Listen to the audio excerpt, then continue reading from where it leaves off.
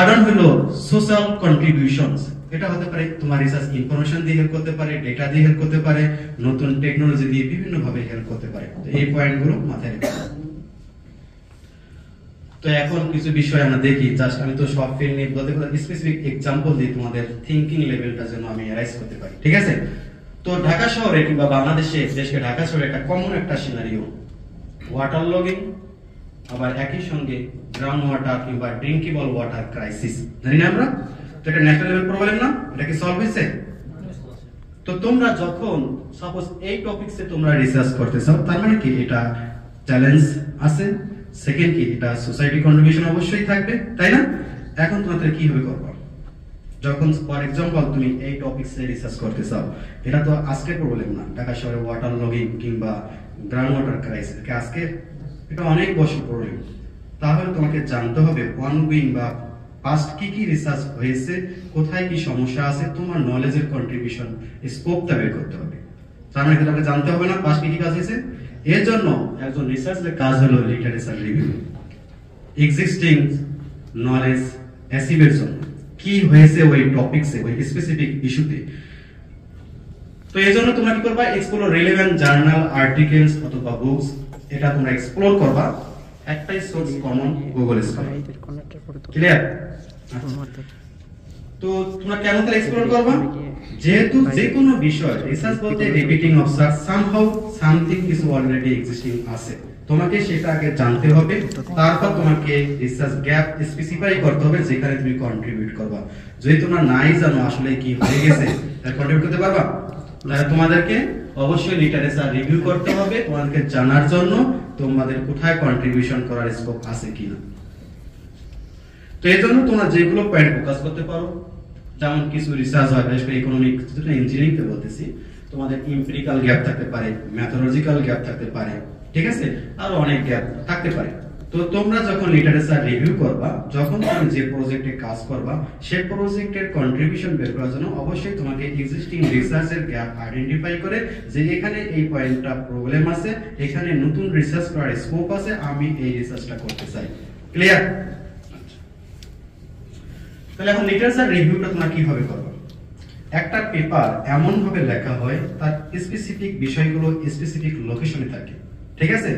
যখন একজন পেপার লেখে, পেপার লেখার পর ওই রিসার্চার যখন ফিল করে যে আমি ঠিক আছে এই রিসার্চটা করলাম, এই পেপারটা লিখলাম, আমার অবজারভেশনে কিছু গ্যাপ আছে, সেটা তখন ওই অথর্স পেপারে সাজেস্ট করে, ঠিক আছে? এটা সাজেস্ট করে নরমালি তোমরা পাবা, এটা হলো মেইনলি কনক্লুশনে অথবা রেজাল্ট এন্ড ডিসকাশন সেকশনের লাভার পার্টনার শেষের দিকে, অথবা কোনো সময় লিমিটেশন একটা সেকশন থাকতে পারে, সেখানে পেতে পারো। যদি তোমরা এই ধরনের রিসার্চ করতে চাও যেটা অথর সাজেস্টেড, বুঝা গেছে, তাহলে তো লিটারেচার রিভিউয়ের এই জায়গাগুলো শুধু তুমি দেখবা, ফুল পেপার পড়লে হবে না, আর পরে গুলোইতে পারো, অনেক পেপার পড়তে হয়, ঠিক আছে? এজন্য স্পেসিফিক জানা থাকা ভালো, কোথায় কোনটুকু পড়লে আমার রিকোয়ার্ড ইনফরমেশন আমি পাবো, বুঝা গেছে? আর এক ধরনের গ্যাপ আছে ফর অবজারভেশনাল গ্যাপস, যেটাকে বলা হয় রিসার্চার রিসার্চ করছে বাট তার নলেজ লেভেলের লিমিটেশনের কারণে বা বিভিন্ন কারণে সে মনে করেনি এটা গ্যাপ বা এটা প্রবলেম রিসার্চের, বাট তুমি যখন স্টাডি করছো তখন মনে হয় যে এটা গ্যাপ। এটাকে বলা হয় অবজারভেশনাল গ্যাপস, যেটা কি ওই রিসার্চার বা ওই পেপারের অথর্স মনে করে নাই এটা গ্যাপ বা লিমিটেশন, কিন্তু যখন তুমি স্টাডি করছো তখন তোমার কাছে মনে হয়েছে যে এটা রিভাইজ করা দরকার। এটাকে বলা হয় কি অবজারভেশনাল গ্যাপস। এটা কিভাবে পাবা? এটা হলো ফুল পেপার নরমালি পড়া হয়, নরমালি ফুল পেপার আমাকে পড়তে বলে আগে অ্যাবস্ট্রাক্ট, এটা হলো সারসংক্ষেপ, এটাতে তোমাকে ইন্টারেস্ট তুমি ফুল পেপার পড়বা কিনা। যে ফুল পেপার পড়ার লাগে তুমি ফোকাস করবা তুমি কোনটুকু অবজার্ভ করতে চাও, ওই পেপারের মেথড না ওই পেপারের রেজাল্ট, বুঝা গেছে? যে মনে করো যে না মেথোডোলজিক্যাল প্রবলেম আছে, তাহলে তুমি শুধু মেথড পার্টটাই কেয়ারফুলি পড়বা, তোমাকে অবজার্ভ করার জন্য, তারপর গ্যাপ আইডেন্টিফাই করার জন্য। আর একটা হলো ফর অপরচুনিটিস, তুমি কেন লিটারেচার রিভিউ করবা, এটা হলো ফাইনাল স্টেজে, যখন তুমি স্পেসিফিক গ্যাপ করলা, ঠিক আছে, এখন রিসার্চ শুরু করবা, বুঝা গেছে? তোমাকে একটা মেথড দাঁড়াতে হবে না, এখন তুমি কি একই মেথড দাঁড়াতে পারবা? অবশ্যই তোমাকে রিলেভেন্ট যে রিসার্চ পেপার আছে সেই মেথোডোলজিক্যাল পার্ট স্টাডি করে তোমার পার্সোনাল রিসার্চ, পার্সোনাল প্রজেক্টের মেথোডোলজি দাঁড় করাতে হবে। তাহলে কি ওই রিলেভেন্ট টাইপের পেপার থেকে তুমি অপরচুনিটি নেওয়া কার জন্য? তোমার রিসার্চের জন্য, এটা গ্যাপের জন্য না, তোমার রিসার্চ দাঁড় করানোর জন্য, বোঝা গেছে? এরপর যখন তুমি একটা রিসার্চ গ্যাপ পাইলা, তুমি মনে করতেছো এটা রিসার্চ করার মতো, তোমার কাছে সাফিসিয়েন্ট, এটা লজিক্যাল মনে হয়, তারপর তুমি যাবে একজন মেন্টরের কাছে, হতে পারে academic member, academic faculty member, বা যে রিসার্চ জানে বোঝে এমন ওই ফিল্ডে, বুঝা গেছে? সে কি করবে? তোমাকে ট্রেন করবে, মোটিভেট করবে, ডিরেকশন দেবে, সাপোর্ট দেবে, ফাইনালি সাকসেসে হেল্প করবে। কারণ তোমার কাছে যদি মনে, তারপর চিন্তা করলাম একটা মডেল ডেভেলপ করব, যেটা যেন এটা অটো আর কি, এটা কোনো ইনভেস্টমেন্ট না লাগে, কোনো প্রকার যেন এক্সট্রা খরচ না লাগে, ঠিক আছে? তখন আমি দেখলাম যে গ্রাউন্ড ওয়াটার টেবল কোথায়, শ্যালো অ্যাকুইফার, আর একটা বিল্ডিং এর যদি 6 তলা হয়, এটা এভারেজ হাইট, তাহলে কি পরিমাণ গ্র্যাভিটি ফোর্স কাজ করে, ফর্মুলা কি বলতে পারবা? এই সুরোজি তুমি জানো, তাই না? দেখলাম হিউজ প্রেসার আছে, আমি কনফার্ম যে এই প্রেসারে ওয়াটার অ্যাকুইফারে যাবে, খুব ভালোভাবেই ফলো হবে। তখন আমি চিন্তা করলাম না, ছাদের পানি আর কোথাও যেতে দেবো না। কি হবে? জাস্ট এখানে একটা স্ক্রিনিং দিলাম, যেন ছাদে যদি কোনো বালিকণা ধুলিকণা ময়লা না থাকে, এটা ক্লোগিং হয়ে যাবে, বন্ধ হয়ে যাবে, তাই না? জাস্ট ওয়াটারটা পাস হয়ে এখানে স্ক্রিনিং পাইপ দিয়ে গ্রাউন্ড ওয়াটার টেবল রিচার্জ হবে, তাহলে কি গ্রাউন্ড ওয়াটার উঠে আসবে না? আর যখন ছাদের পানি যাবে, তাহলে কি ওয়াটার হবে? এক ঢেলে 2 পাখি মারা যাবে, তাই না?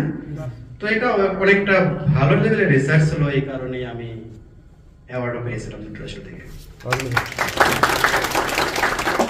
তো এটা 2000 সালে আর কি, তখন অনেক ছোট ছিল, বড় হয়ে গেছে। হ্যাঁ, স্টুডেন্ট। আরেকটা রিসার্চ, ঢাকা শহরে ড্রিঙ্কিং ক্রাইসিস, যেগুলো সাপ্লাই ওয়াটার দেয়, হ্যাঁ, এগুলো অনেক প্রবলেম আছে, তোমরা জানো, ব্লিচিং পাউডারের গন্ধ, আর অনেক সমস্যা আছে, এটা আসলে এটা হেলদি না, তাই না? তো এখন সবাই কি করে? কষ্ট করে অনেক দূর থেকে পানি নিয়ে এসে পান করে, অনেক বিল্ডিং এ আমি দেখছি। তারপর একদিন দেখলাম যে না, যেখানে ফ্রিজ আছে, ফ্রিজ থেকে পানি মানে ফোটা ফোটা ফোটা ফোটা আকারে পড়ে আর কি। তো আমি চিন্তা করলাম এই পানি তো অবশ্যই কনডেন্স হওয়ার কথা, মেঘ থেকে হওয়ার মতো, তাই না? তো আমি একটু চান্স দিলাম যে একটু মেজার করে দেখি কি পরিমাণ পানি আছে, এমনটা ভালো কিনা, আর কোয়ালিটি কিরকম। তো তারপর আমরা কালেক্ট করলাম, ওয়াটার কোয়ালিটি প্যারামিটার চেক করলাম, সব ভালো, খারাপ হওয়ার সুযোগ নেই। সুযোগ আছে? ওটা কনডেন্স ওয়াটার না, মেঘ থেকে বানাতো না? তারপর কোয়ালিটি দেখলাম, দেখো 40 মিনিটে 4 লিটার পানি করে একটা ফ্রিজ থেকে। তাহলে একদিনে মোটামুটি একটা ফ্যামিলি ড্রিঙ্কিং ওয়াটার যা চাহিদা সব ফুলফিল করে। তো এটাও আমরা ভালো মানে রিসার্চ হওয়ার কারণে একটা জয়েন্ট কনফারেন্স বুয়েট আর অস্ট্রেলিয়া ওয়েস্টার্ন সিডনি ইউনিভার্সিটি থেকে আমরা অ্যাওয়ার্ড পাই 2019 সালে। এরপর আরেকটা চিন্তা করলাম, এগুলো জাস্ট আমি যেভাবে থিঙ্কিং করেছিলাম, মানে কিভাবে, কোন রিসার্চটার মেকানিজম আগেরটা, এই তো এই ফ্রিজ এসি ওয়াটার, এটা মেকানিজম তেমন নাই, এটা জাস্ট আমরা যেটা করছি টাইমের রেসপেক্টে ওয়াটার কালেক্ট করছি, 10 মিনিটে কতটুকু, 20 মিনিটে কতটুকু, 30 মিনিটে কতটুকু, 40 মিনিটে কতটুকু, বিভিন্ন টাইম ইন্টারভ্যালে আমরা আবার এই ওয়াটারগুলো ল্যাবে নিয়ে এসে কোয়ালিটি অ্যাসেসমেন্ট করি। তারপর ডিসাইড নেই যে তাহলে একদিনে কতটুকু হবে, ওয়াটার কোয়ালিটির কি অবস্থা, তারপর একটা গাইডলাইন্স দিতে পারবো যে মান্থলি এই পরিমাণ ওয়াটার দেবে বা ডেইলি এই পরিমাণ ওয়াটার দেবে। একটা ফ্যামিলিতে সাপোজ যদি 2টা ফ্রিজ থাকে, সাপোজ 10 জন মেম্বার, তাহলে এটা ড্রিঙ্কিং ওয়াটার সাফিসিয়েন্টলি কালেক্ট করতে পারে, বুঝা গেছে? তো একজন জাপানি রিসার্চার বলতেছিল তুমি এই প্রজেক্ট কোথায় মানে ইনস্টল করবে, ওরা তো জানে না যে আমরা হলো গরিব দেশ, ইনস্টল করা যায় না, শুধু রিসার্চ করা যায়। হ্যাঁ, আচ্ছা, এটা হলো তোমরা জানো বাংলাদেশ ছোট্ট একটা কান্ট্রি, কিন্তু স্পেশাল ভেরিয়েশন টেম্পারেচার বলো, প্রেসিপিটেশন অনেক হাই না? সাপোজ এখন সবচেয়ে কোন জায়গায় শীত বেশি, ঠান্ডা টেম্পারেচার কম? পঞ্চগড়, তাই না? তো আমার মাথায় আসছে কেন এটা হবে, এটা ছোট্ট একটা কান্ট্রি, এত ভেরিয়েশন। তো পাস রিসার্চ স্টাডি করে দেখলাম যে আসলে তারা কি করেছে, এখন কোনো ক্লু বের করতে পারছে কিনা, বুঝা গেছে? তো পাস রিসার্চ কিছু স্টেশন ডেটা ইউজ করছে। স্টেশন ডেটা বলতে তোমরা জানো বাংলাদেশের মেট্রোলজিক্যাল বোর্ড ডেটা কালেক্ট করে, তাই না? তো গাজীপুরে কোনো স্টেশন নেই, তাহলে গাজীপুর কি দিয়ে মেজার করবে? ওরা কি করে ঢাকা শহর দিয়ে গাজীপুর কভার করে ফেলে। তো হিউজ গ্যাপ পেলাম রিসার্চে। তারপর আমরা স্পেশাল ডেটা কালেক্ট করলাম, যেটা হলো গ্রিড ডেটা বলে আর কি, 5 kilometre by 5 kilometre grid data.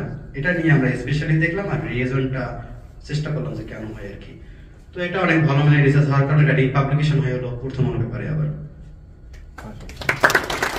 এটা 2023 সালে রিসেন্টলি মার্চে। সেটা ফাইন্ডিংসটা কি পাইছেন তো বলতে দিন। ফাইন্ডিং হলো, এটা মনে নেই, অনেকদিন আগে হয়ে গেছে, একটা রিজন বলতেছি আর কি। বাংলাদেশে যে শীতকালে বেশি শীত হলো অ্যারেসলের জন্য। অ্যারেসল কি জানো? এরসল ক্লাইমেটের যে অ্যাটমসফিয়ার যে এজেন্ট গুলো আছে, গ্রিন হাউস গ্যাস নাম শুনো? হ্যাঁ, হ্যাঁ। কার্বন ডাই অক্সাইড, মিথেন হলো ওয়ার্মিং এজেন্ট বলে আর কি। আর অ্যারেসল হলো সালফার যে গ্যাস থাকে আর ধূলিকণা বা সাসপেন্ডেড সলিড, এই দুটো মিলে হয় অ্যারেসল। এটা কুলিং এজেন্ট বলে আর কি। ঢাকা শহরের এয়ারে অনেক ডাস্ট, তো এই জন্য বেশি কুল হয় শীতকালে, বুঝতে পারছো? আবার ঢাকা শহরের বড় প্রবলেমটা হলো কোনো ন্যাচারাল ওয়াটার বডি নাই। যদি ন্যাচারাল ওয়াটার বডি না থাকে, যতই গাছপালা লাগাও, ওই গাছের নিচ ছাড়া কোনো বড় ধরনের বেনিফিট পাবো না, টেম্পারেচার কমবে না। যদি এটাই হইতো রাঙ্গামাটি কিংবা এসব জায়গায় তো গাছের অভাব নেই, আছে, টেম্পারেচার বেশি না অনেক। যদিও বাংলাদেশে কি হিট অফিসার যেসব উদ্যোগ নিয়েছে এগুলো ফাজলামি স্যার, এটা রিসার্চ নলেজ নেই, আন্দাজি ক্যানোপি সবসময় কথা বলে, ক্যানোপি দিয়ে হবে না। তো আমরা এইভাবেই থিঙ্কিং করি। আমি করেছিলাম ব্যক্তিগতভাবে ফার্স্ট অনলাইন কি করতেছে, তারপর লিটারেচার রিভিউ করলাম যে আসলে এগুলো কেন কন্ট্রিবিউশন করতে পারতেছে না। তারপর আমি আমার মেথড দাঁড় করে আমার যে নলেজ যেটা আমি সোসাইটিতে দিতে চাই সেটা গবেষণা করে তারপর পেপার পাবলিশের মাধ্যমে সোসাইটিকে জানি। এটাই হলো সোসাইটি কন্ট্রিবিউশন, ন্যাচারাল চ্যালেঞ্জ কিংবা এমার্জিং ট্রেন্ড। স্যার তাহলে আপনি হচ্ছে প্রথমে একটা স্পেসিফিক টপিক সিলেক্ট করছেন, হ্যাঁ। স্পেসিফিক টপিক সিলেক্ট করে আপনি হচ্ছে দেখছেন যে পাস্ট কি রিসার্চ এই টপিকে হয়েছে, ওইখান থেকে আপনি পরে দেখার চেষ্টা করছেন যে ওরা কতটুকু ফাইন করতে পারছে, দেন হচ্ছে আপনি ওইখানে কাজ করছেন। বিষয়টা কি? রাইট, এটাই। জাস্ট তার আগে আমি আরেকটা কাজ করি নেই, সোসাইটির কি নিড এখন, আচ্ছা, বোঝা গেছে? ফর এক্সাম্পল, পলিসি মেকারের জন্য ইনফরমেশন দরকার, স্পেশালি কোথায় গেছেন হচ্ছে। এখন ঢাকার ডেটা দিয়ে গাজীপুর করে দিল, পলিসি মেকার লাভ হবে? তো ফার্স্ট আমার টার্গেট হলো কি দরকার, ওই টপিকসে রিসার্চ কি হয়েছে, তারপর আমার নলেজ আছে কি না কন্ট্রিবিউট করা, যদি থাকে তারপর আমি মেথড দাঁড় করে রিসার্চ করি। অর্থাৎ প্রথমে তোমাকে একটা ইন্টারেস্ট নিয়ে আসতে হবে টপিকস নিয়ে, তারপর লিটারেচার রিভিউ করে জানতে হবে, তারপর গ্যাপ আইডেন্টিফাই করতে হবে, তারপর মেথড দাঁড় করতে গিয়ে যদি কোনো কমপ্লেক্সিটি হয় তাহলে ওই রিলেভেন্ট স্টাডি করে মেথড দাঁড় করতে হবে। এতটুকু। রিসার্চ খুব কঠিন কাজ না, কিংবা আইডিয়া জেনারেট করা কিংবা গ্যাপ আইডেন্টিফাই করা এটা খুবই সহজ কাজ। বাট একটাই বড় চ্যালেঞ্জ, তোমার করবা কিনা, করতে হবে, নলেজ ডেভেলপ করতেই হবে। তো ফার্স্ট পার্টের কোশ্চেনটা শেষ করি, তারপর সেকেন্ড পার্টে আমি যাব। কারো কোনো প্রশ্ন আছে কিনা রিসার্চ বেসড কোশ্চেনগুলো করতে পারো? আমাদের কোন শুরুতে রিসার্চ আর্টিকেল বের করার জন্য আমাদের আইডিয়া ডেভেলপ করা যায়। স্যার আমরা শুরুতে দেখলাম যে আমাদের রিসার্চ আইডিয়া ডেভেলপ করার জন্য আমাদের একটা গুরুত্বপূর্ণ কাজ হচ্ছে গ্যাপ খুঁজে বের করা, এবং আপনি স্যার এখানে গ্যাপের বেশ কয়েকটা জায়গা দেখিয়েছেন, যে economical gap, methodological gap, knowledge gap কিংবা তার প্রসিডিউরাল গ্যাপ, এই ধরনের কোনো গ্যাপ আছে কিনা। স্যার প্রত্যেকটা গ্যাপেরই তো স্যার আলাদা আলাদা সিগনিফিকেন্স আছে, যে এই গ্যাপটা আসলে কার আইডেন্টিফাই করতে পারবে বা কি ধরনের নলেজ থাকলে সে এই গ্যাপটা নিয়ে কাজ করতে পারবে। আমরা তো স্যার স্টুডেন্ট লেভেলে আছি স্যার, এখন নলেজ গ্যাপ যদি বলি স্যার, যতটুকু আমি বুঝতে পেরেছি এটা নিয়ে কাজ করতে গেলে যথেষ্ট এক্সপেরিয়েন্স হতে হবে। তাহলে না, এক্সপেরিয়েন্স হতে হবে না, এজন্য মেন্টর তোমাকে সাজেস্ট করবে। স্যার আমাদের তোমার এক্সপেরিয়েন্স আস্তে আস্তে ডেভেলপ হবে। স্যার একটা পেপার পড়ার পর অ্যাজ এ স্টুডেন্ট অবস্থায় আমরা স্যার কোন গ্যাপটা নিয়ে কাজ করতে পারবো বা কোন গ্যাপে বেশি ফোকাস করতে পারি, যে অ্যাজ এ স্টুডেন্ট আমরা সেটা পারবো বা আমাদের মাধ্যমে হবে, এরকম কোনো কিছু আছে কিনা স্যার? আচ্ছা, মানে আমাদের জন্য সহজ হবে কোন গ্যাপটা খুঁজে বের করা। আচ্ছা, রিসার্চ আসলে এটা অনেকটা লেভেল আছে, স্টেপ আছে, ঠিক আছে? তোমাদের হয়তো ছোটখাটো রিসার্চ দিয়ে শুরু করতে হবে, আস্তে আস্তে তোমাদের ক্যাপাসিটি ডেভেলপ হবে আর কি। একবারেই তোমরা অনেক ভালো মানের নোবেল রিসার্চ করতে পারবে না। তো অনেক ধরনের রিসার্চ গ্যাপ, তোমাকে যদি একটা গ্যাপ নিয়ে একটা রিসার্চ করতে হবে। একটা পেপারের জন্য কয়টা গ্যাপ? একটা, ম্যাক্সিমাম একটা বা দুটা, বা রিলেটেড, দুটো হলে রিলেটেড জন্য হয়, বোঝা গেছে? তো তোমার যে গ্যাপ নিয়ে কাজ করবা, যখন লিটারেচার স্টাডি করবা বা ওই রিলেটেড কাজ রিভিউ করবা, তোমার ক্যাপাসিটি আইডেন্টিফাইড করে ওই গ্যাপের উপর রিভিউ করো। একটা গ্যাপ পাইছো যেটা তোমার মেন্টর পারবে না, তুমিও পারবে না, ওটা স্টাডি করার কোনো দরকার নেই। একসময় তুমি ওটা পারবা, তো তোমার জন্য ওয়েট করতে হবে। আপাতত তোমার এলিমেন্টারি লেভেলে তোমার যতটুকু ক্যাপাসিটি আছে সেটাকে ইভালুয়েট করে সেটাকে সামনে রেখে তোমাকে আগাতে হবে। আর কোনো কোশ্চেন? স্যার লিটারেচার রিভিউ কি আমি ইন্টারনেট সোর্স থেকে করব নাকি আমাদের লাইব্রেরিতে কোনো অপশন আছে? না, লাইব্রেরিতে কিছু নেই। এগুলো সব মানে রিপিটিং রিসার্চ, 10 বছরের রিসার্চ একসঙ্গে করো, যদি সব ফিল্ডে একই অবস্থা। তোমাকে অবশ্যই গুগল স্কলার থেকে, গুগল স্কলার হলো কি সব রিসার্চ ওখানেই জমা হয়, বোঝা গেছে? যদি তুমি কোনো পেপার ডাউনলোড করতে না পারো সেক্ষেত্রে কিছু হ্যাকিং সফটওয়্যার আছে, সাইহাব বলে। এটা রাশিয়ান সফটওয়্যার। এটা তোমরা যদিও এটা মানে ইথিক্যালি খারাপ হলেও আমাদের জন্য ভালো, কারণ আমাদের টাকা পয়সা নেই। একটা পেপার $20, $30, $100 কয়টা কিনবা? আর কিনবা লাভ হবে কি? তোমার নাও লাগতে পারে। লিটারেচার রিভিউ করবা, তুমি মনে করো টাইটেল দেখে মনে করতেছো না এটা মনে হয় আমার কাজে লাগবে, দেখবা যে 10 টাকা এরকম 2-3টা কাজে লাগতে পারে। বুঝতে পারছো? স্যার আমার প্রশ্ন ছিল স্যার হচ্ছে, আপনি যখন স্যার ছাত্র ছিলেন আপনি বলছেন যে আমি হচ্ছে ঢাকা শহরে একটা রিয়েল লাইফ প্রবলেম ধরে ওইটা ধরে আপনি আগাইছেন। এখন স্যার আমাদের এখানে অনেক রিয়েল লাইফ প্রবলেম হচ্ছে, বাট আমরা ছাত্র অবস্থা ধরে আমরা এটা অবজার্ভ করছি না, করছি না। এখন রিয়েল লাইফ প্রবলেম ধরে রিসার্চ করা একটা সলিউশন হতে পারে, যে এটা রিসার্চের আইডিয়া জেনারেট হতে পারে স্যার। বাট এর বাইরে ধরে আমি থার্ড ইয়ারে আছে বা সেকেন্ড ইয়ারে যে আছে বা থার্ড ইয়ারে যারা আছে ইনস্ট্যান্ট এখন রিসার্চ চিন্তা করতে চায়, তো ওর প্রথম কি করা উচিত? ও কি প্রথমে পড়া শুরু করবে কোন রিসার্চ পেপার, নাকি হচ্ছে ও আসলে কি করবে যেন একটা রিসার্চ আইডিয়া সে বের করতে পারে? এটা যদি স্যার একটু ফোকাস করতে না পারে। ফার্স্ট হলো আমি যে ফিল্ডটাই রিসার্চ করি না কেন ওই ফিল্ডের একটা অ্যাটলিস্ট একটা লেভেল বলতে নলেজ থাকতে হবে। তাকে যে রিসার্চ ফিল্ড বা যে টপিকসে সে ইন্টারেস্ট ফিল করে তাকে রিসার্চের উদ্দেশ্যে না, নলেজ অ্যাচিভের উদ্দেশ্যে কিছু স্টাডি করতে হবে।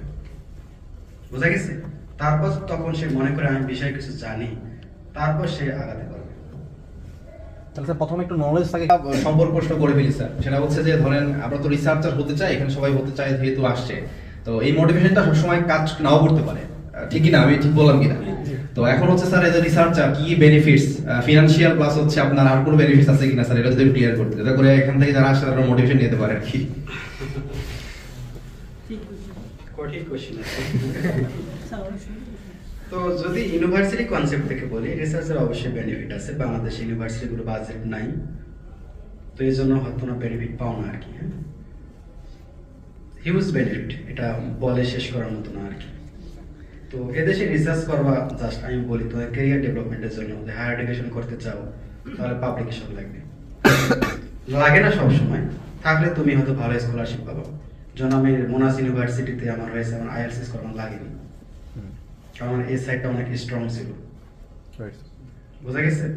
যদি তোমার সিজিপিএ খারাপ হয়, পাবলিকেশন থাকে, তার মানে কি তোমার স্কলারশিপটা মেনলি দেওয়া হলো তোমার অনেকগুলো সেক্টরের কিউমুলেটিভ পয়েন্ট র্যাঙ্ক করে। সাপোজ 10টা স্কলারশিপ আছে, 100 জন অ্যাপ্লাই করছে, র্যাঙ্ক করে প্রথম 10 জনকে দিয়ে দেবে। এখন তুমি যে এক সাইডে উইক থাকো, তাহলে আরেক সাইড আমাকে ডেভেলপ করতে হবে। এটা আর একটা হলো যে রিসার্চ করতে চাও, এটা ভালো লাগে, সবসময় যে বেনিফিট আশা করা এটা ঠিক না, এটা নিজের একটা ক্রেডিট, নিজের ভালো লাগে। পাবলিকেশন থাকে একটা জার্নালে, মানুষজন পাবলিকেশন দেখবে, গুগল স্কলারে কিংবা মানুষজন জানবে, এটা ভালো লাগে আর কি। এটা তবে হ্যাঁ, ফিনান্সিয়াল বেনিফিট হিউজ, তবে বাংলাদেশে বলার মতো মানে উল্লেখ করার মতো নেই। আর কারো কোনো প্রশ্ন আছে? নাহলে আমরা হচ্ছে নেক্সট সেকশন যেতে পারি। স্যার আপনার মেন্টর স্কিল মেন্টর ছিল কি? ছিল না। মেন্টর ছিল টোকিও ইউনিভার্সিটিতে, উনি অনেক নলেজেবল পারসন আমি মনে করি। ওনার টোকিও ইউনিভার্সিটি যদিও high rank university, world ranking 23, ওয়ার্ল্ডে কত জানো? কত ইউনিভার্সিটি স্যার? এক ইউএসএ হলো 4 থেকে 5,000 ইউনিভার্সিটি, মানে 15-20 হাজার তো হবে রিপোর্টেড ইউনিভার্সিটি। তো তার মধ্যে ওয়ার্ল্ড র্যাঙ্ক 23। তো উনি অনেক নলেজেবল একজন পারসন। ওনার কিছু এক্সেপশনাল কাজ যেটা ওয়ার্ল্ডে একমাত্র উনি করছেন। ওনার কিছু টুলস আছে যেটা নাসা থেকে শুরু করে সবাই ইউজ করে, যেমন মেরিট টেমের নাম শুনছো? ডিজিটাল এলিভেশন মডেল, মানে তোমার এলিভেশন প্যাটার্নটা কিরকম, কোথায় বিল্ডিং আছে, কোথায় উঁচু নিচু, টেম বলে আর কি। আর একটা হলো ক্যামাফ্লাট মডেল, গ্লোবাল হাইড্রোডাইনামিক মডেল বলা হয়। সবচেয়ে এটা ভালো মডেল ওয়ার্ল্ডে, 5টা মডেল আছে এরকম, তার মধ্যে এটা সবচেয়ে ভালো। তো এটার কাজ হলো কি, ফর এক্সাম্পল বৃষ্টিপাত হয় না, হয়ে তোমার নদী খাল আছে না, স্পেসিফিক পয়েন্টে কত ডিসচার্জ হবে এই মডেল বের করে দেবে। সেটা আবার গ্লোবালি।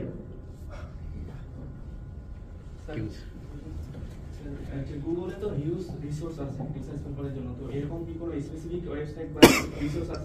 কিওয়ার্ড দিয়ে সার্চ দিলে ওয়েব ওরিয়েন্টেড পেপারই শুধু আসবে। গুগল স্কলার, গুগলে যেমন কিওয়ার্ড সার্চের বাইরে কিছু আসে, গুগল স্কলার একটা এন্টিটিভ টাইটেল সার্চ দিলে ওয়েব ওরিয়েন্টেড হাজার হাজার পেপার আসবে। তারপর আমরা ওয়েল এস্টাবলিশড কোন পেপার পাওয়ার কোনো ক্লু? গুগল স্কলার মোটামুটি সব পেপারেই ভালো।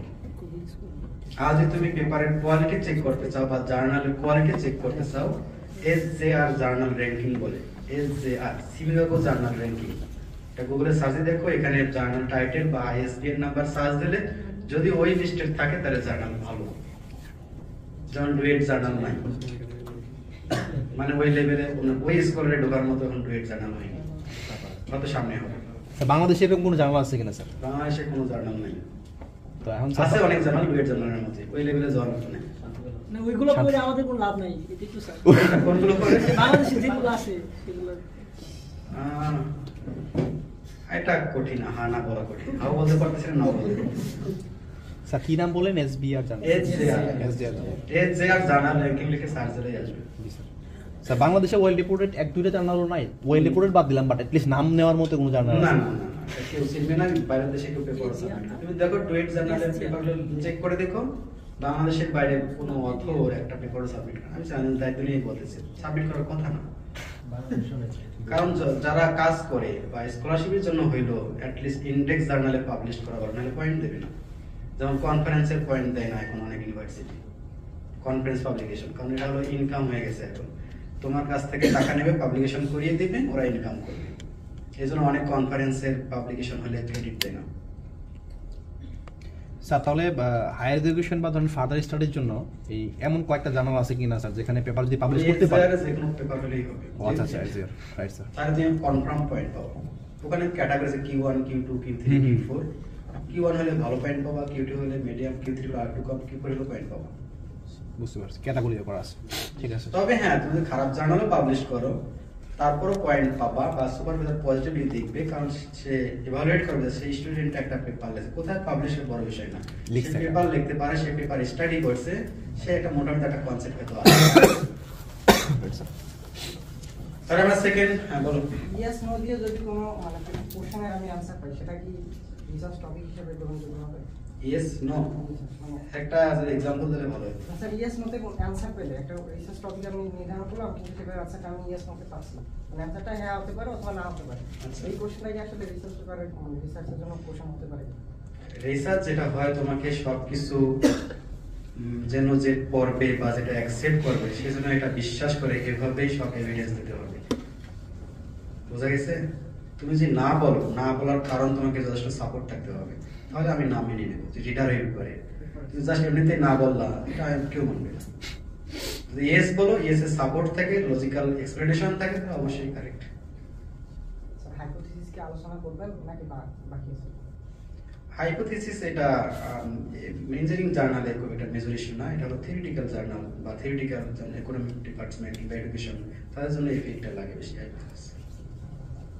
আচ্ছা তাহলে আমরা next how to write a journal paper. হ্যাঁ, তো আমি একটু কথা বলে নিই। গ্লোবাল হাইড্রোডাইনামিক মডেল একটা কনফারেন্স ছিল, ডক্টর ইউনিভার্সিটির আমার ল্যাব অর্গানাইজার।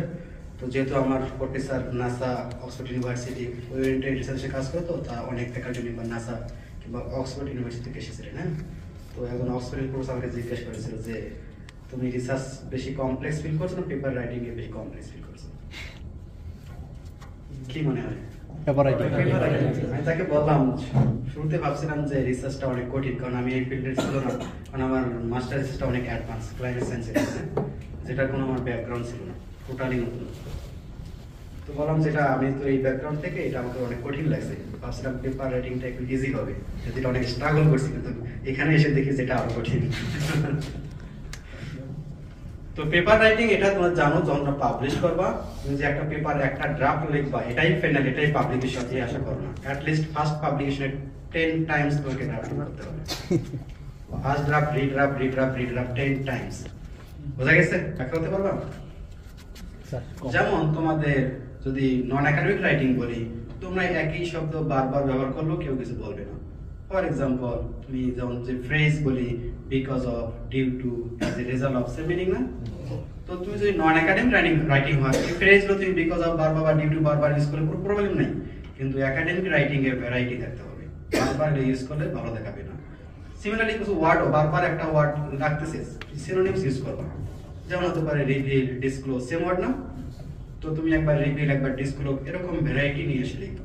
আচ্ছা, তারপর হলো নন একাডেমিক রাইটিং এ কনজাংশন বেশি ইউজ হয়, তখন কথাটা অ্যান, পর বারবার বর্ণনাগুলো যোগ করে, জি স্যার। তো এটা একাডেমিক রাইটিং এ এটা করা যাবে না।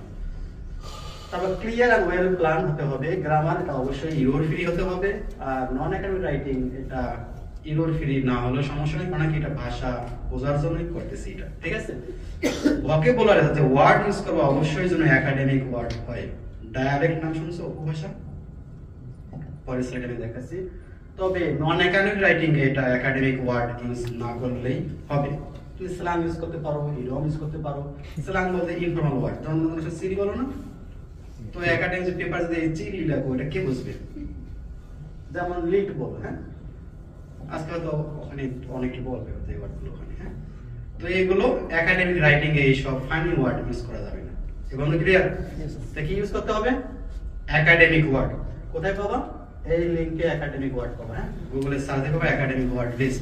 বেশ করে অ্যাক্টিভ ওয়ার্ড অবশ্যই একাডেমিক ওয়ার্ড হয়, বাকি তো অলমোস্ট সেম।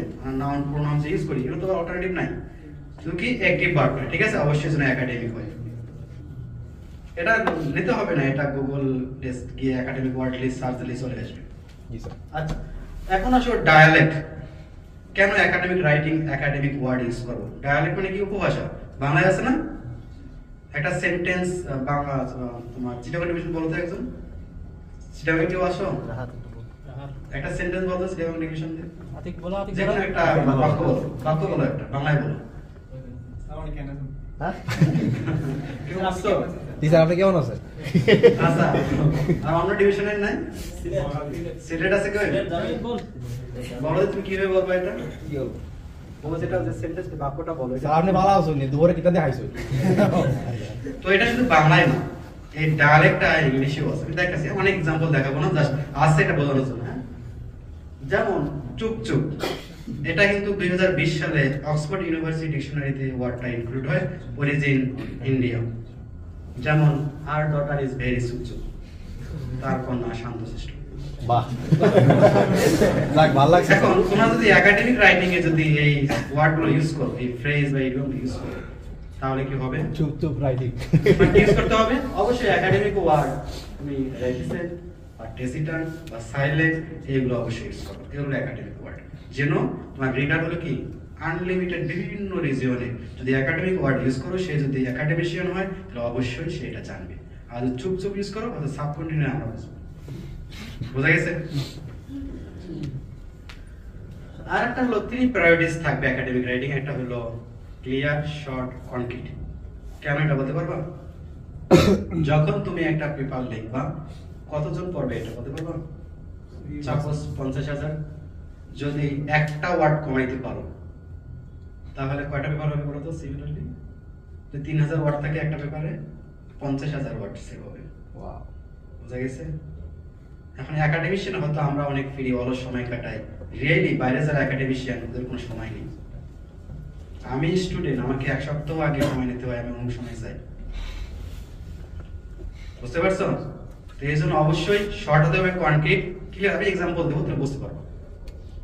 দেখো জাস্ট এক্সাম্পলের জন্য, এটা হলো একটা অ্যাবস্ট্রাক্টের স্যাম্পল, পড়তেছি না, এটা একটা সেন্টেন্স, এটা একটা সেন্টেন্স, কত বড় এটা? ক্লিয়ার? হয়তো গ্রামাটিক্যালি এরর নাই, কিন্তু এতক্ষণ পরে যখন সে নিজ ভাষায় যখন বসতে যাবে কঠিন হয়ে যাবে না? ঠিক স্যার। তো এইভাবে বড় সেন্টেন্সে লেখা যাবে না, এইভাবে লেখি।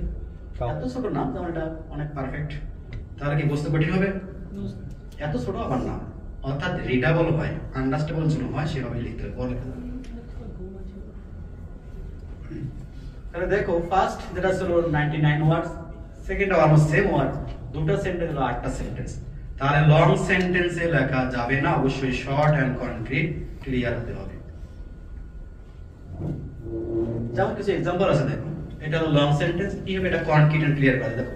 It is important to note that the result of the experiment indicate that there is a significant correlation between blah blah blah. দেখো সেন্টেন্সটা দেখো, the experiment result indicates a significant correlation between blah blah blah. দেখো কতগুলো sentence word save হলো, এটা কি? মানে আমরা কমপ্লেক্স কম্পাউন্ড সেন্টেন্স গুলো অ্যাভয়েড করে সিম্পল সেন্টেন্স রেখে, হ্যাঁ simple sentence compound sentence use করতে পারবা যদি এটা রিডেবল হয়। আর এমনি কমপ্লেক্স গুলো তবে এত না এন্ড অর কনজাংশন দিয়ে একবারে করতে পারবো না। ওয়ার্ড দিয়ে একটা করা যাবে। কিন্তু স্যার ওই বক্স যখন দেখেছিল তখন এখানে বলা ছিল যে একাডেমিকটা কমপ্লেক্স সেন্টেন্স হবে। কমপ্লেক্স সেন্টেন্স হতে পারে যদি সেটা দুটা পার্ট থাকে ম্যাক্সিমাম। তো কনজাংশন ইউজ করে অনেক বড় করা যাবে না। বুঝা গেছে? আচ্ছা, আরেকটা হলো তোমাদের নরমাল সেন্টেন্স স্ট্রাকচার ইউজ। আগে একটা প্রবলেম ছিল, সবাই বলতো প্যাসিভ ভয়েসে লিখতে হবে, এখন এগুলো নিয়ম নেই। ঠিক আছে? অবশ্যই যেন একটা নরমাল সেন্টেন্স স্ট্রাকচার হয়, সাবজেক্ট ভার্ব অবজেক্ট হয়, যেমন I read the paper in the office. আচ্ছা, অবশ্যই অ্যাক্টিভ টেন্স ইউজ করতে হবে, যেমন it is assumed that alpha সমান 1। এটা কি অ্যাসিউম করছে? ক্লিয়ার? যদি এভাবে বলি আই অ্যাসিউম দ্যাট আলফা সমান 1, আমি রিসার্চ করছি, এটা আমি অ্যাসিউম করছি। ক্লিয়ার না? ঠিক সিমিলারলি যেমন I collect data from IRS, এটা ঠিক আছে, but data is collected from IRS, এটা ঠিক। হ্যাঁ, এটা আগে বলতো এটা পারফেক্ট, কিন্তু নতুন একাডেমিক রাইটিং এ এটা পারফেক্ট না। স্যার আমাদের এখন স্যার এই যে ল্যাব রিপোর্ট আমরা যে লিখি ওইখানেও বলা হয় স্যার যে you have to write in passive. স্যাররা জানে না তাই বলে। এখন যে স্যার বলছে আমার কথা বলে দেবো, যদি তাহলে এটা স্যার- করতেছে আমি করব। তাহলে স্যার এখন আমরা অল টাইম অ্যাক্টিভ ভয়েসে লিখবো। হ্যাঁ অবশ্যই। Clear. এখন যদি এটা হয় স্যার ওটা পছন্দ করে মানে একটিভে লিখে দেবা, মার্ক দেবে না, তখন আমাকে ধরবা। এই দেখতে হবে। আচ্ছা, the part of in this paper the correlation between দুটা দেখো এবে না রেখে লিখি this paper studies correlation between, হ্যাঁ এই তো যখন সেন্টেন্স এত ইউজ করার দরকার নেই। ঠিক আছে? শর্ট যেন মিনিংটা সেম থাকে, বাট ক্লিয়ার, শর্ট, কনক্রিট। আরেকটা হলো অবশ্যই প্রেজেন্ট টেন্স বা পাস্ট টেন্স ইউজ করতে পারো। Present tense perfect, past tense use করতে পারো। ঠিক আছে? তবে ফিউচার টেন্স ইউজ করবে না। ক্লিয়ার? যেমন एग्जांपल আছে আই ফাইন্ড ইন টেবিল 1, যদি লেখো I will find in table 1, এটা লেখা যাবে না, কারণ অলরেডি টেবিল তুমি পেপারে দিয়ে দিছো। হ্যাঁ, হাই উইল ফাইন্ড। তারপর আই ভার্স উই প্রোনাউন, আগে বলতো প্রোনাউন ইউজ করা যাবে না, অবশ্যই ইউজ করবে। চোখ বন্ধ করে ইউজ করবে। সিঙ্গেল অথর হয় তাহলে আই, আর যে মাল্টিপল অথর থাকে তাহলে উই। অ্যাভয়েড রিডান্ডেন্ট ওয়ার্ডস, যেমন ইন অর্ডার টু, শুধু টু দ্য রিপ্লেস করতে পারো, ভেরি নোবেল, এটা নোবেল হলে ভেরি হওয়ার দরকার নেই, শুধু নোবেল লিখলেই হবে। ঠিক আছে? ওয়েদার আর নট, শুধু ওয়েদার লিখলেই হবে। Avoid word in prepositional phrases, যেমন দেখো the opinion of the manager is blah blah blah, just simply the manager's opinion is, তো কত সংক্ষিপ্ত, কনক্রিট আর ক্লিয়ার আছে। ঠিক আছে? দেখো he writes this in a style of someone who is a professional journalist, দরকার নাই, he writes like a professional journalist। তো আমি এখানে জাস্ট টিপস দিচ্ছি, যখন তুমি লিখবা মাথায় যেগুলো থাকলে তাহলে তুমি হয়তো ইমপ্রুভ করতে পারবা। ঠিক আছে? সিঙ্গেল ড্রাফটিং এর সমস্যা। আচ্ছা, after small word not big word, তবে এগুলো তোমরা রিপ্লেস করে নিতে পারো। ফাইলটা নিয়ে নিন স্যার কাছ থেকে। এখন আসো তাহলে রাইটিং টিপস এতটুকুই। হ্যাঁ, টিচাররা তো মানে আমরা স্মল ওয়ার্ড দেখে মনে হয় তার বেশি মনে করে, নরমাল মনে করে, এই যে বড় ওয়ার্ড লিখে মনে হয় আরো ভালো।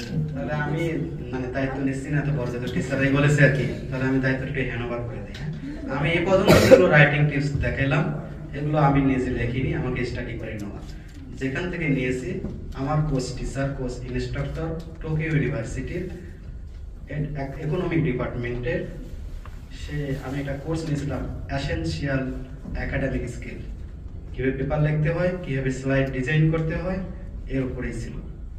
তার স্লাইড থেকে এগুলো নেওয়া, ভুল হওয়ার কোনো মানে ন্যূনতম অবকাশ নেই। হ্যাঁ? যা বলতেছে ভুল, স্যাররাই ভুল বলতেছে।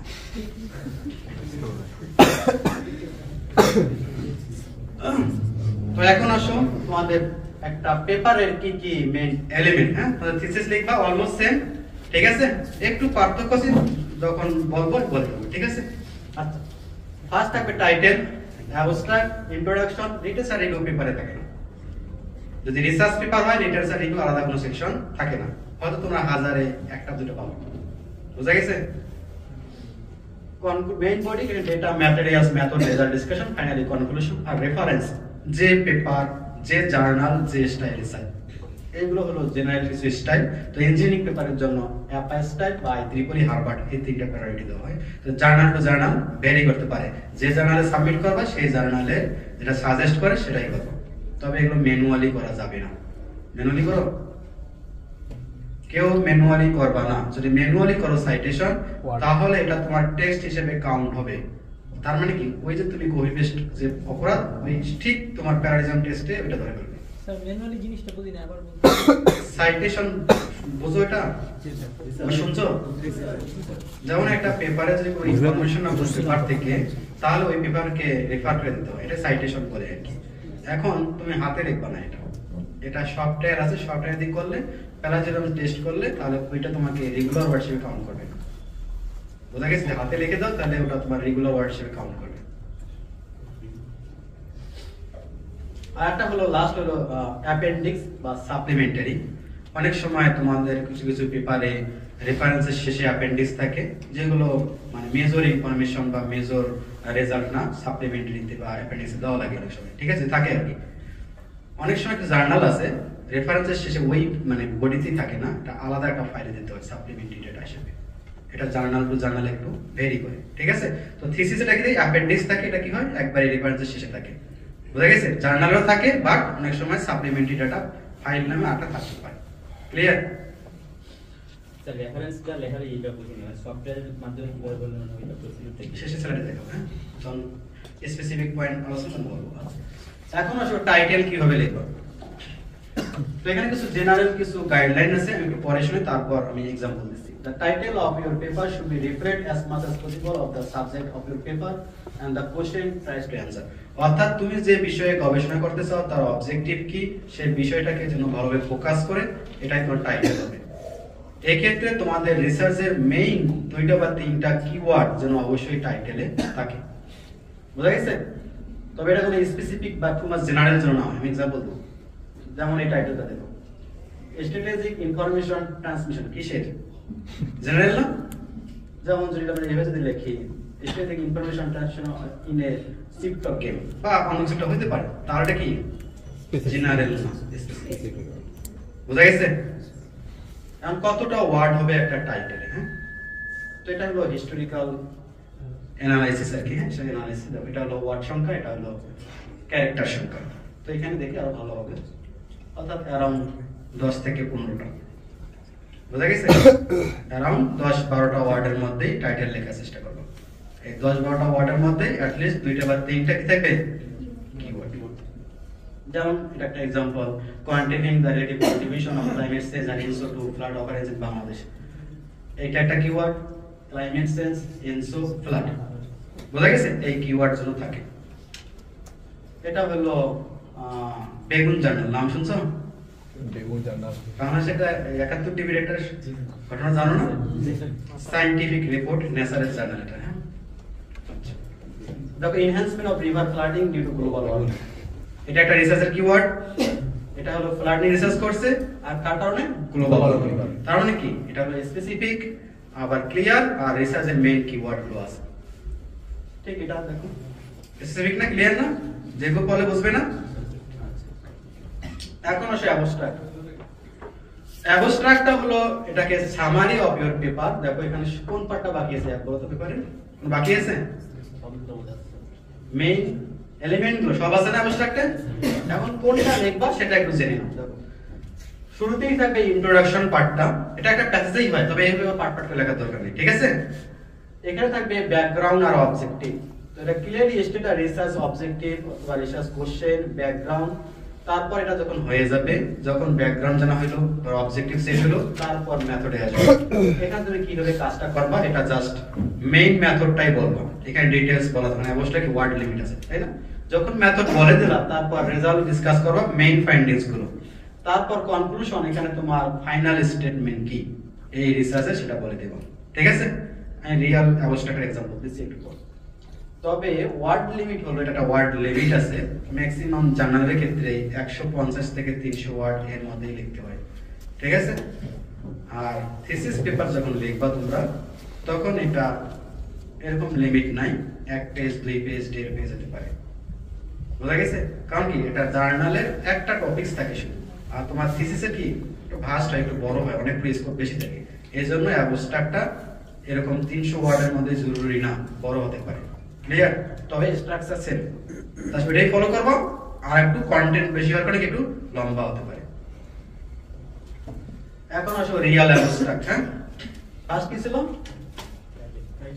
না না ইন্ট্রোডাকশন স্যার, এখানে আমি ইন্ট্রোডাকশনটা কি type paper, quantifying the relative contribution of climate change and ensure to flood occurrence in Bangladesh. দেখো আমি কি লিখছি ব্যাকগ্রাউন্ডে, Bangladesh highly vulnerable to flood hazards and its flood rate is projected to increase with global warming.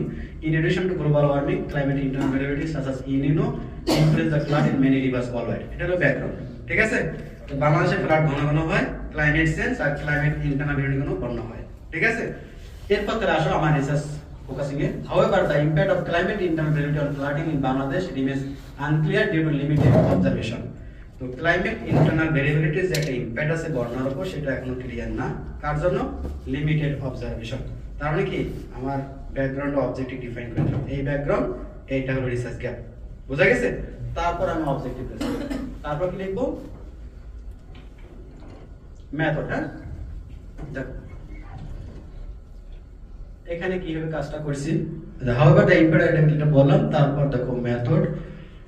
এখানে here we assess the impact of ENSO and climate change on flood occurrence in Bangladesh, কিভাবে করছি method, ঠিক আছে? Just এখানে এই ব্যাপারে method হয়ে গেল। তারপর আমি এখানে আলোচনা করব কি ফাইন্ডিংস, ঠিক আছে? যখন কি ফাইন্ডিংস বলে দিলাম, ফাইনালি হলো কনক্লুশন।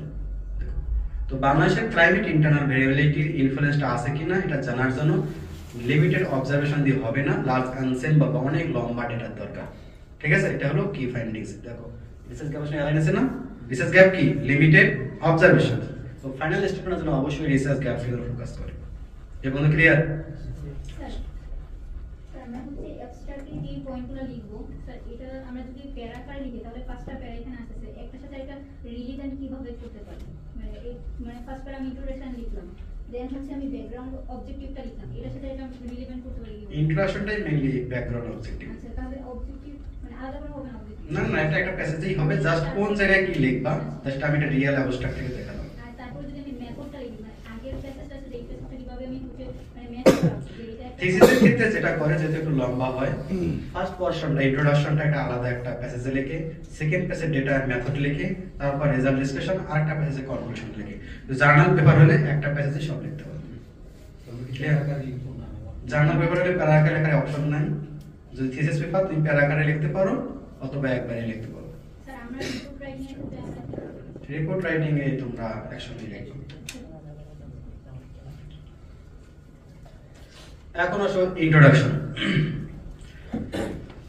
তো আগে বলে নেই, অনেক কিছু জিনিস বারবার কিন্তু রিপিট হবে। যেমন অ্যাবস্ট্রাক্টটা কি, এরপরে যা আলোচনা করব টোটালটা সামারি, ঠিক আছে?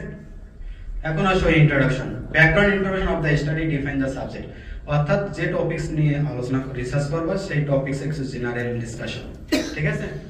তারপর হলো ওই ওরিয়েন্টেড যে প্রিভিয়াস ওয়ার্ক আছে সেটা রিভিউ করব, ঠিক আছে? তারপর হলো তুমি রিসার্চ গ্যাপ বের করে রিসার্চ কোশ্চেন আর বা রিসার্চ অবজেক্টিভ সেট করবে, বুঝা গেছে? তারপর হলো কি importance and justification of the study, কেন এই রিসার্চটা কন্ডাক্ট করা উচিত, ঠিক আছে? তারপর হলো কনক্লুড রিমার্ক, ফাইনাল আর্গুমেন্ট, এগুলো অলমোস্ট সেম কথা আর কি। Finally specific objective or hypothesis, দেখো আমি এটা রিয়েল। এই পর্যন্ত হলো ব্যাকগ্রাউন্ড ইনফরমেশন আর লিটারেচার রিভিউ। এখানে বাংলাদেশে একটা ক্লাইমেট হট স্পট, বৃষ্টিপাত প্যাটার্ন কি রকম, টেম্পারেচার প্যাটার্ন কি রকম, পাস্ট রিসার্চ কি কি করছে আলোচনা। হ্যাঁ, এটা একই পার্ট। এই পার্টে হলো গিয়ে তোমার পাস্ট স্টাডির কি সমস্যা। ফার্স্টে কি ছিল ব্যাকগ্রাউন্ড, তারপর ওরিয়েন্টেড পেপার লিটারেচার রিভিউ, তারপর যখন রিভিউ করা শেষ তারপর কি করবে ছিল। দেখো, all previous study focusing the observational trend stream climb Bangladesh relied on station data. এখন স্টেশন ডেটা হলো large distance, special variation capture করতে পারবে না, ঠিক আছে? এইটাই হলো এই রিসার্চের রিসার্চ গ্যাপ। তাহলে আমরা কি ইউজ করছি এখানে? To address this challenges this study use a new highly resolution gridded data.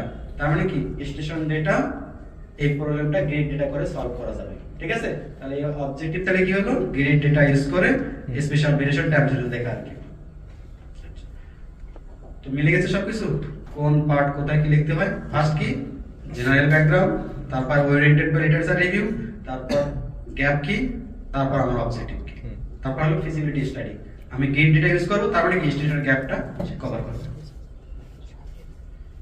এখন আসো data, materials and method section. হ্যাঁ, তো এখানে এই কন্টেন্ট গুলো নরমালি থাকে, এটা হেডিং ইন্ট্রোডাকশন 1 যদি হেডিং হয় তাহলে এটা হবে কত 2। তো শুরুতেই এই হেডিংটা দেওয়ার পর তোমরা ওভারঅল একটা সামারি এখানে দিতে পারো, অনেক সময় দেয় অনেক সময় দেয় না। এখানে overall study area procedure data কি ইউজেস জাস্ট একটা কি সামারি, ঠিক আছে। এরপর 2.1 স্টাডি এরিয়া, যে তোমার স্টাডি এরিয়া থাকে সব রিসার্চে থাকে না, যেমন কনকেভিটি রিসার্চ করে স্টাডি এরিয়া থাকবে, যদি থাকে তাহলে এখানে স্টাডি এরিয়া জিওগ্রাফিক্যাল লোকেশন যেটা তোমার আছে এটা কেন তুমি ইউজ করবা কনসিডার করছো সেটা লিটারেচার রিভিউ থেকে তোমাকে একটু সাপোর্ট দিতে হবে, হ্যাঁ, গুরুত্ব বোঝাতে হবে। এরপর হলো ডেটা এন্ড ম্যাটেরিয়ালস, তুমি কি কি ডেটা ম্যাটেরিয়ালস ইউজ করবা তার এক্সপ্লেনেশন, আর কিভাবে এই ডেটা ম্যাটেরিয়ালস তোমার স্টাডিকে রিসার্চকে সাপোর্ট করে তার এক্সপ্লেনেশন। সাপোজ তোমরা ইউটিএম ইউজ করবা, 70s ম্যাটেরিয়ালস ইউজ করবা, এগুলো তোমার কি ইকুইপমেন্ট, তাই না? এখন তুমি যে কনক্রিট তৈরি করবা, কিভাবে এই ইউটিএম তারপর 70s ম্যাটেরিয়ালস তোমার রিসার্চকে সাপোর্ট করে সেটা লিটারেচার রিভিউ কিংবা তোমার এক্সপ্লেনেশন দিয়ে এটাকে প্রুভ করতে হবে, ঠিক আছে। স্যার এটা তো আমি ম্যাটেরিয়াল লিখে দিচ্ছি না, আমি তো স্যার ম্যাটেরিয়াল লিখে দিব যে আমি হচ্ছে ধরেন ইউটিএম ইউজ করতেছি, ইউটিএমটা আমার পেপারে বা রিসার্চে এই জায়গায় হেল্প করতেছে স্যার। তো এটা আবার স্যার আমরা হচ্ছে লিটারেচার রিভিউতে কেন আনতেছি স্যার? লিটারেচার রিভিউ তো না এটা স্যার, এটা তো হচ্ছে ডাটা ম্যাটেরিয়াল এই সব। এটা হলো কি, সাপোজ তুমি একটা রিসার্চ করতে চাও, যে ডেটা ইউজ করবে, যে ডেটাটা ইউজ করবা এটা ফিজিবল কি, আচ্ছা আচ্ছা, সেটা তোমাকে প্রুভ করতে হবে। তুমি যে ইকুইপমেন্টটা ইউজ করবা এই রিসার্চ না ইকুইপমেন্টটা ফিজিবল কিনা। স্যার এটা তো স্যার আমাদের স্ট্যান্ডার্ডে বলা আছে যে এসটিএম স্ট্যান্ডার্ড এই ম্যাটেরিয়ালসটা আমরা এই ধরনের টেস্টের মাধ্যমে, হ্যাঁ, সেটা এসটিএম স্ট্যান্ডার্ডে তুমি এই ম্যাটেরিয়ালস ইউজ করতে চাচ্ছো, এসটিএম কোডকে স্যাটিসফাইড করে, তার মানে কি পারফেক্ট। এটাই লিটারেচার রিভিউ করে সাপোর্ট দাও ম্যাটেরিয়ালসকে, ওইটাকে বুঝাতে স্যার হ্যাঁ। স্ট্যান্ডার্ডটাকে মেনশন করা স্যার। স্ট্যান্ডার্ড হতে পারে বা পাস লিটারেচার সাজেস্ট করছে এটাও হতে পারে। স্যার পাস্ট রিসার্চারের কোনো রিসার্চ দেখিয়ে আমি দিতে পারি কিনা, আমি সাইটেশন করতে পারি? হ্যাঁ অবশ্যই সাইটেশন করো, মানে আমার ডাটা এখানে করা যাবে স্যার? হ্যাঁ অবশ্যই, সব জায়গায় তুমি যে জায়গায় ইনফরমেশন দরকার দেবা সাইটেশন করতেই হবে। আচ্ছা, এখন মেথড পার্ট হলো কোর মেথড পার্ট, এটা ভেরি করবে রিসার্চ টু রিসার্চ, তুমি কিভাবে কাজ করো, তুমি স্টেপ ওয়াইজ মডেল সিমুলেশন থাকে কিংবা এক্সপেরিমেন্টাল সেটআপ থাকে, ডেটা অ্যানালিসিস থাকে, কোয়ালিটি কন্ট্রোল থাকে, স্টেপ বাই স্টেপ তুমি কিভাবে করছো, কিংবা পাস রিসার্চ এইভাবে করতে বলছে কিংবা পাস রিসার্চ এইভাবে করছে, এই প্রবলেম তুমি এইভাবে করছো, এই জন্য এইভাবে সাপোর্ট দিয়ে তোমার মেথডকে হাইলাইট করতে হবে। বুঝা গেছে? এখন আসো রেজাল্ট এন্ড ডিসকাশন। তো এখানে যেটা 3 নাম্বার সেকশন হবে, শুরুতে এটা তুমি ওভারঅল রিসার্চের অবজেক্টিভ কি কি প্রেজেন্ট করবে এই সেকশনে আলোচনা করতে পারো, এটা ভালো। 3.0 দিয়ে সরাসরি 3.1 দিয়ে না দিয়ে এই গ্যাপে একটু লিখলে ভালো, এটা সব অনেক পেপারে লিখি, ম্যাক্সিমাম পেপারে এটা লিখি, না লিখলেও হয় তবে লেখা ভালো। আচ্ছা, এরপর তোমরা করবা হলো রেজাল্ট এন্ড ডিসকাশন আলোচনা করবে, তাই না? এই ক্ষেত্রে তোমরা গ্রাফ ইউজ করতে পারো, রেজাল্টকে ভিজুয়ালাইজ করার জন্য চার্ট ইউজ করতে পারো, ট্যাবেল ইউজ করতে পারো, বিভিন্ন ভাবে ভিজুয়ালাইজ করতে পারো। তারপর রেজাল্ট গুলো মেইন ফাইন্ডিংস গুলো 1 বাই 1 তোমরা আলোচনা করবে, ঠিক আছে? যখন আলোচনা করবা তখন এই বিষয়গুলো করতে হবে কম্পারিজন উইথ লিটারেচার, যে এই ওরিয়েন্টেড রিসার্চ যদি হয়ে থাকে, ফর एग्जांपल তুমি ফ্লাই অ্যাশ ইউজ করে তুমি স্ট্যান্ড পেছো কনক্রিটের রেই পাঁচ রিসার্চ আছে ফ্লাই অ্যাশ দিয়ে, তারা পাইছে তোমার চেয়ে কম, কম্পারিজন দেখাবো স্যার। কম্পারিজন প্লাস কেন বেশি পাইছো তো এই কারণটা তোমাকে ব্যাখ্যা দিতে হবে। বুঝা গেছে? ব্যাখ্যাটা হলো সায়েন্স আর ডিফারেন্সটা হলো ইঞ্জিনিয়ারিং। বুঝা গেছে? যখন এটা লিটারেচার কম্পারিজন হয়ে গেল, ফাইনাল ইমপ্লিকেশন, তোমার এই রিসার্চ ফিল্ডে কিভাবে কন্ট্রিবিউট করবে, সোসাইটিকে কিভাবে কন্ট্রিবিউট করবে, এটা কি একবারে শেষে ওই সেকশনের শেষে। বোঝা গেছে? ফাইনাল হলো কনক্লুশন।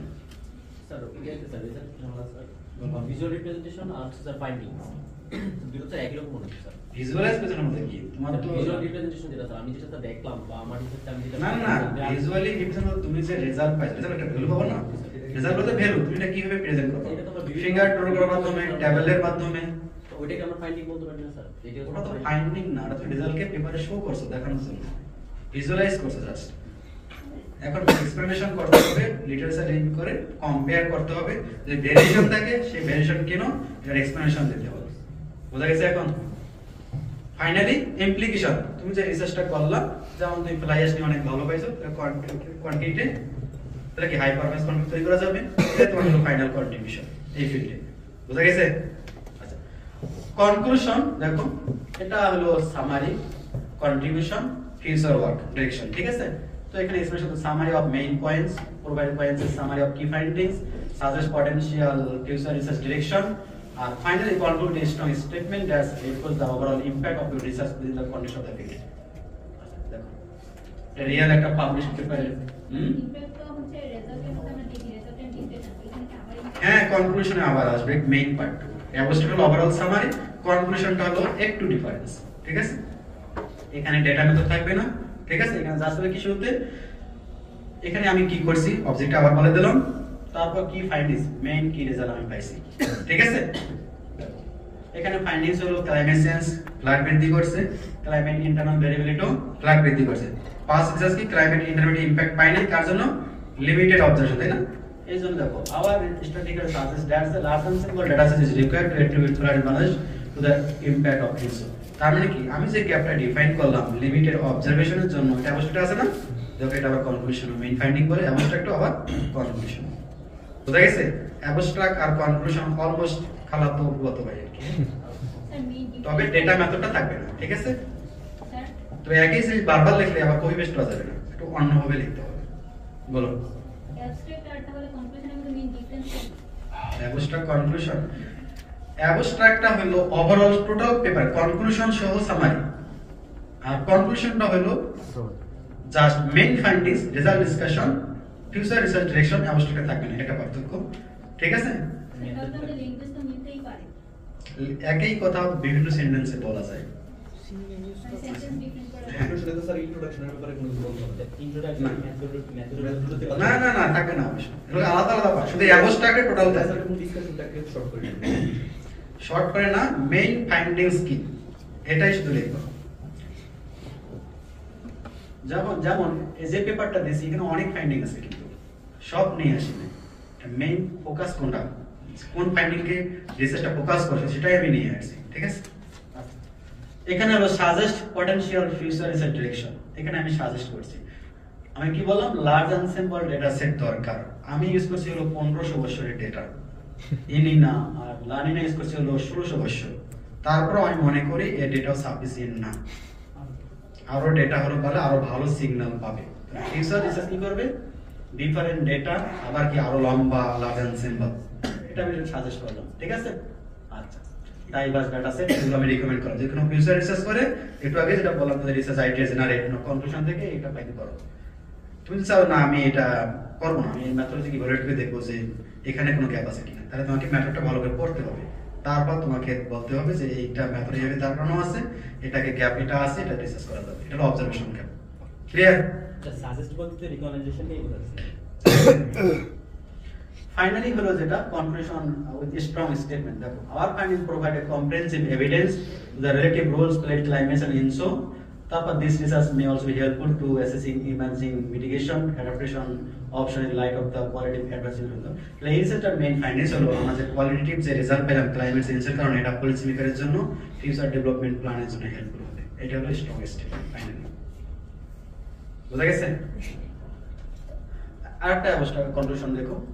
এটা হলো সামারি মেইন পয়েন্ট কি ফাইন্ডিংস কি পয়েন্ট আকারে লিখতে পারো তো তিনটা কি ফাইন্ডিংস থাকে তিনটা পয়েন্টে লিখতে পারো ফাইন্ডিংস তো টোটাল 15-20টা বা 10টা থাকতে পারে তো এই 10টার মধ্যে দুই তিনটা যেটা মেইনটা কি সেটা এখানে লিখবা আর এখানে হলো কনক্লুশন কি ঠিক আছে আর এখানে এরা যে suggest potential for future research এটা লেখি না এটা জরুরি না যদি তুমি মনে করো ফিল করো যে এখানে রিসার্চ করার স্কোপ আছে তাহলে বলতে পারো আর যদি মনে করো না ফিউচার ডিরেকশন আমি দেব না সমস্যা নেই বুঝতে পারছো এখন আসো রেফারেন্স তো কিভাবে তোমাদের আমাদের ডুয়েটে মনে হয় অ্যাপ্লাইসটা সাজেস্ট করে তো তোমরা রেফারেন্সিং এর জন্য ইননোট বা ম্যান্ডেলি ইউজ করবা এটা খুবই সহজ ইউটিউবে একটা টিউটোরিয়াল 10 মিনিট দেখলেই তোমরা এই টুলস ইউজ করতে পারবে ঠিক আছে তো আজকের লেকচারে এই পর্যন্ত এটা হলো রেফারেন্সিং এন্ড সাইটেশন ইননোট অথবা ম্যান্ডেলি ম্যানুয়ালি বলতে কি টাইপ করে লেখা যাবে না আচ্ছা আমি এটা দেখাই হ্যাঁ দেখো এটা হলো সাইটেশন বলে হ্যাঁ তো তুমি যদি সফটওয়্যার ইউজ করো সফটওয়্যার অটো এটা লিখে দিবে যে নাম যে মেনু যে হাতে লেখো সেটাও সাইটেশন হবে তবে প্রবলেমটা কি হলো যখন লিখবা এই টেক্সট আর এই টেক্সট সেম হবে রেগুলার ওয়ার্ড যখন প্লাস দিলাম চেক করো তখন ওটা করে ফেলতে হবে বুঝা গেছে যখন টুলস ইউজ করো তখন এই প্রবলেমটা হবে। ক্লিয়ার?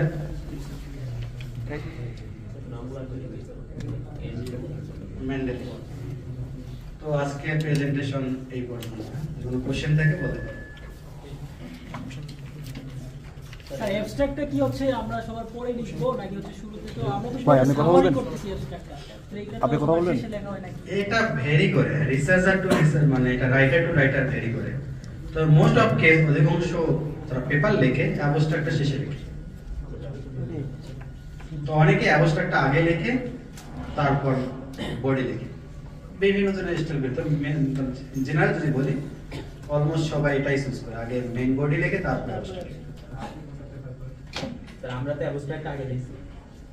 আমি টেন্টেটিভ একটা অ্যাবস্ট্রাক্ট লিখে নিই আগে, কারণ যেহেতু এর উপরে টোটাল পেপারটা দাঁড়াবে আর কি।